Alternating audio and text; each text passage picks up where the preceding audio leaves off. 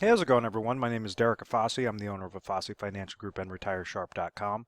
Today's topic I want to discuss with you in full detail, can I roll over a 401k while still employed?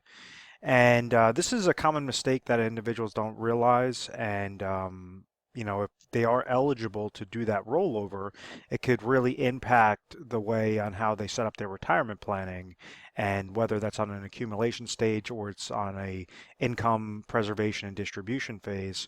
There's a couple different things that an individual is eligible for. Most likely, if you're reviewing this video, you have accumulated a portion of your salary per month, per year into a 401k account, which is deemed a qualified employer-sponsored retirement plan.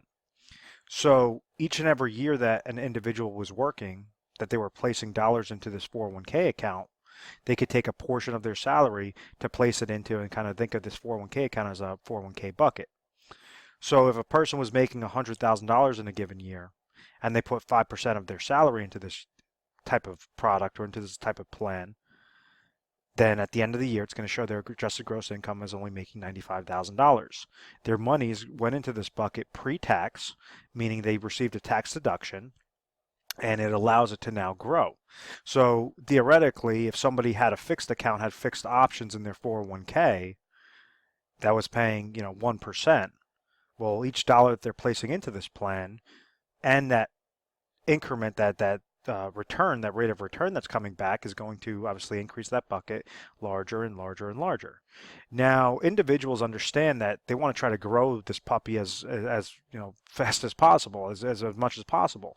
So what they do is they say, okay, well, rather than going to my fixed account option, I'm typically going to have about 5 to 20 different options tied to mutual funds with my 401k. So it's going to be a combination, a mixture of stocks and bonds that I could try to correlate this interest credit to. So if I'm placing in $5,000 in a year and the market comes back with a 10% gain, well, obviously I have a larger gain. I have a larger amount of money in my bucket than taking that fixed account. So it's basically a higher risk, higher rate of return. The risk factor is if you're investing in the market, just like what the market does and what it did in 2008, if the market goes down, your entire portfolio could go down with it. So you had individuals that walked into 2008 with 500,000 into their portfolio, walked out of that year with 300,000 into their portfolio, even though they were consistently placing dollars aside. So I hope that all of that makes sense.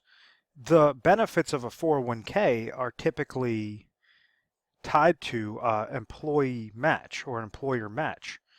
And what I mean by that is, just like this bucket, some companies, they try to retain employees at their company, and they say, hey, listen, we're giving you a salary, and also we might give you a 5% match, a 2% match, a 3% match into your 401k account. So what the match means is, let's say that same example where somebody is making $100,000 and they decide to put $5,000 of their salary into this 401k plan, that's 5%. So if the company is matching this person 5%, the individual is placing 5,000 into the plan. The employer is also placing 5,000 into the plan. So now you have $10,000 that are starting up into that plan, and then you have it tied to those different, 5 to 20 different mutual fund options to choose from. If, let's say, somebody has a 2% match and somebody placed in 5% of their salary, well, they'd place in 5,000 and they're only receiving $2,000. 3%, they're placing in 5,000, they're only receiving $3,000. So typically, rule of thumb is to say you want to place in exactly what that match is, because those are free monies. Now, when you're looking to roll over your 401k, and you're still employed, that match doesn't go away. It's not as if you just took all your money out and now you have no more benefits with the 401k. The downside to the 401k are these limited options to choose from. So just like anything, if you're investing in something, you want to make sure for every dollar you're placing your monies into, you're getting the best value. So if you could go into IRA accounts, if you're eligible for a 401k rollover into an IRA, you might have options with an IRA of 2,000 different options. 500 different options to choose from, as opposed to the ones that you're handcuffed with that 5 to 20. So you have essentially more eggs in your basket. Some qualifying events that would allow somebody to roll it over, and the reason why you want to roll over this money and not pull out this money and place it into your checking account, because like I mentioned before, this is deemed a qualified retirement plan. When you roll over your monies into an IRA, a traditional IRA, that's also deemed a qualified retirement plan. So this is not as if you're taking a full distribution.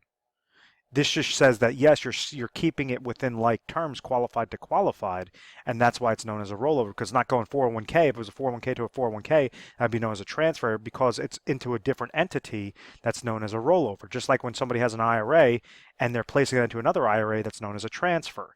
If they took their IRA and they placed it into something else, that could be qualified as a rollover.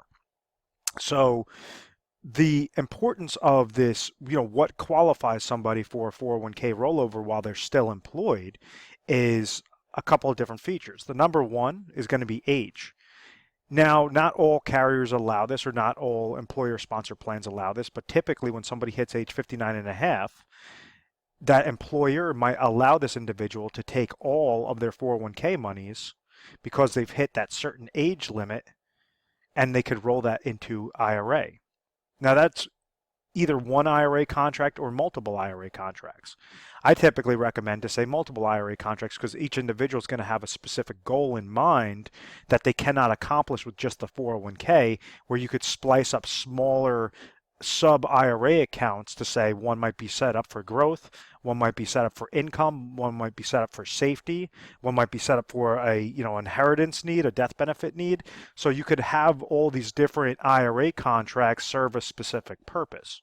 So hitting that specific age limit, whether it's 59 and a half, whether it's 60, whether it's 62, they might also allow you, if you're doing both an age and also time frame, so however long you've been with that specific company, that private entity, it might be a combination of those two things, of basically you're hitting this age and then you've also been with the company for X amount of years, 10, 15 years, et cetera. That will allow you to go and conduct that rollover.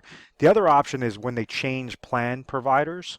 So maybe you might have a Fidelity 401k account, and now you have T. Rowe Price is taking over these types of plans. They might give individuals the options to say, hey, listen, you're still working for the company. What we're doing on the back is we're changing the plan provider to T. Rowe Price, so we're giving everybody the option to roll over their monies into individual retirement accounts, or they could just roll it over or transfer it directly into the new 401k account. So if you're deemed eligible to roll it over, what are some different options that you could do? What sorts of specifically designed IRA contracts can you roll these monies over into? And it really depends upon your situation. What I always recommend is, I said, you want to make sure that first off, you're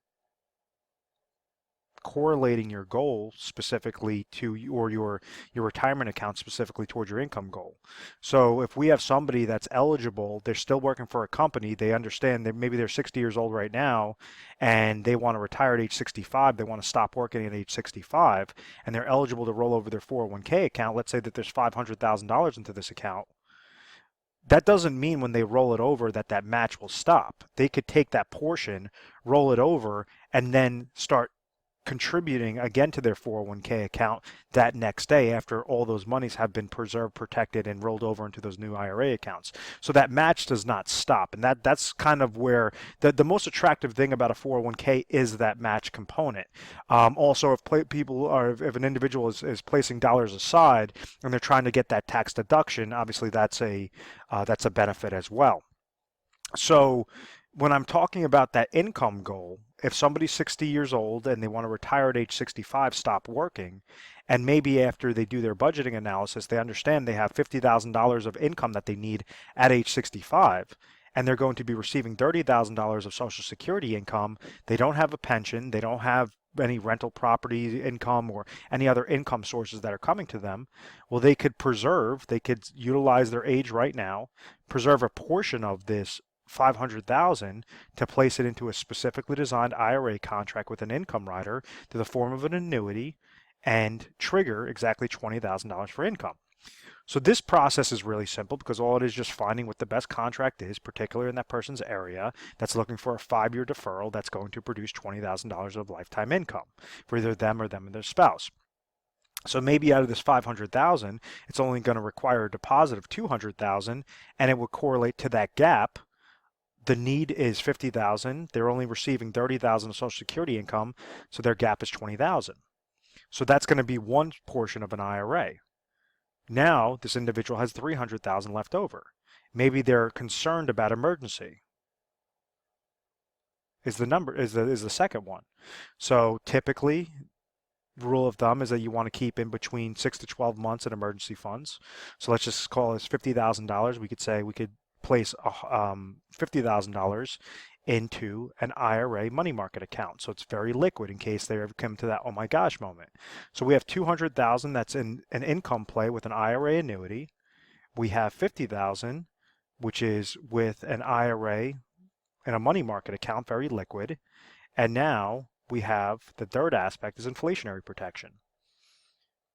And you could accomplish this inflationary protection goal a couple different ways. You could set it up like a laddering strategy off of guaranteed insurance contracts, such as annuities, and you set up little micro shares of annuities. Or you could just say, I want to grow this out and I want to correlate this exactly how I grew my 401k monies.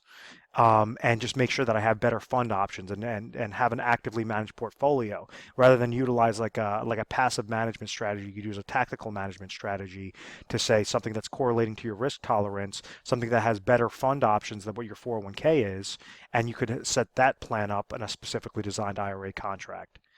So what we did was we took something that was a big gamble where you're getting hit with, and let me actually clear off the screen. When somebody doesn't look to plan and they just say, "Oh, well, I've grown my money this far, thus far, I don't really care whether I'm eligible or not," they fall victim to something known as reverse dollar cost averaging, where it says if you leave your dollars in the 401k account, you're going to have 401k related fees. You're going to have mutual fund related fees. If you have an advisor that's advising you, they could charge you an advisor fee onto that specific account to give you recommendations. You're subject to downward market loss potential. When you try to pull out income, that's a further negative. You have inflationary risk. You have longevity risk if you live too long. All of these different factors are basically poking holes in the bottom of this bucket and slicing this bucket depending upon how drastic of a downward market loss. So rather than just doing a big question mark, say, oh, I'll worry about that as it happens, I'll just rely on Social Security income, and that's what unfortunately the majority of Americans fall victim to, you could actually set this up into a proper plan. Say, yeah, wow, I contact my human resources department, I understand that, I am eligible for a rollover. I want to now set up a plan specific with individual retirement accounts, IRAs, so that you're not getting hit with that taxation when you do the rollover. And what did we do? We took that 500,000 and we put better strategies. We had one that was specific for the income play, 200,000 for income. You had 50,000 for emergency, and then 250,000 for nice consistent growth with inflationary protection. And this is building up a plan like a perfect puzzle piece, rather than just having that big question mark there. So I hope that all of this makes sense. This topic was supposed to be, how can I roll over my 401k while I'm still employed? The answer is yes, you can, but you have to make sure it's going to really be by a case-by-case basis. And then on top of it, when you're eligible for that, making sure that you're not just randomly throwing it in all into risk, that you could actually now leverage your situation for a specifically designed plan. And that's where we come in. We try to educate individuals. Is we have a 24/7 customer service line. It's 1-800-566-1002. We work on a national basis. And when calling in, what you can expect is you're going to speak to an assistant and you're going to tell them the situation.